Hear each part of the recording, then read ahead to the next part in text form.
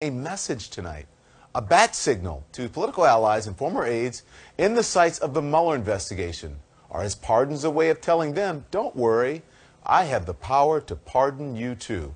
Just like I pardoned Dinesh D'Souza, Sheriff Joe Arpaio, and Scooter Libby. Doesn't matter if you've pleaded guilty, like conservative flamethrower D'Souza, who was sentenced to 5 years probation and a $30,000 fine for violating federal campaign finance laws. So are the president's pardons all about politics? We'll have more on that in just a moment. And that all comes on the day the president doubled or tripled down on his demands for an apology from ABC in the wake of Roseanne Barr's firing for that racist Twitter attack on Valerie Jarrett. The president making it all about him again, tweeting, Iger, where is my call of apology? You and ABC have offended millions of people, and they demand a response. How is Brian Ross doing? He tanked the market with an ABC lie, yet no apology. Double standard. The president completely ducking the point there. Roseanne's tweet was straight up racist, yet the president failed to condemn it. Why? Because he can't. Because his own words and actions are racist too. So let's review. Back in 1973, the Trump's family real estate company was sued by the Justice Department for racial discrimination. They settled without admitting wrongdoing, but were required to take steps to prevent discrimination. And that was just the beginning. 1991, in a book, it's called Trumped, by former Trump casino executive John O'Donnell. Donald Trump said, quote, black guys counting my money? I hate it. The only kind of people I want counting my money are short guys that wear yarmulkes every day. Those are the kind of people I want counting my money. No one else. Racism and anti-Semitism all rolled up into one quote. In 1989, Trump took out this infamous full-page ad in 4 New York City newspapers demanding the death penalty for what he called, quote, roving bands of wild criminals. This is in the wake of the rape of a white female jogger in Central Park. 5 black and Latino teenagers were wrongfully convicted of the crime and later exonerated. Yet Trump was still insisting on their guilt in 2016. And listen to what Donald Trump told NBC. This was in 1989. A well-educated black has a tremendous advantage over a well-educated white in terms of the job market.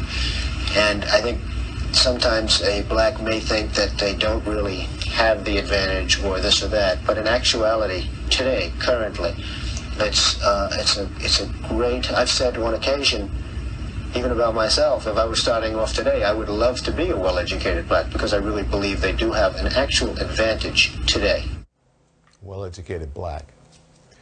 Fast forward to 2011, when Donald Trump embraced the racist birther lie that Barack Obama was not born in this country.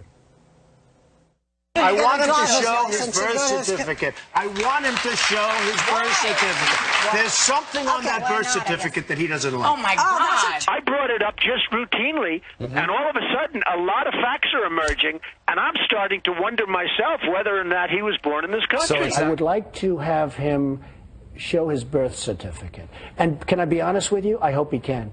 Because if he can't, and if he wasn't born in this country, which is a real possibility, if he doesn't, it's one of the greatest scams in the history of politics.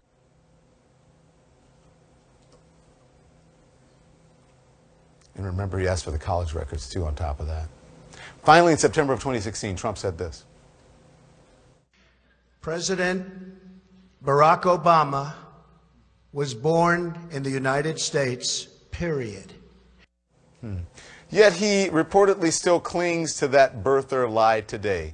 And there is so much more, much, much more. They're bringing drugs. They're bringing crime. They're rapists. Donald J. Trump is calling for a total and complete shutdown of Muslims entering the United States. I don't know David Duke. I don't believe I've ever met him. I'm pretty sure I didn't meet him, and I just don't know anything about him. You also had people that were very fine people on both sides. You had people in that group, excuse me, I saw the same pictures as you did. And on, and on, and on. Those are the receipts. Why doesn't President Trump condemn racism? His own words and actions tell you why. He's a racist.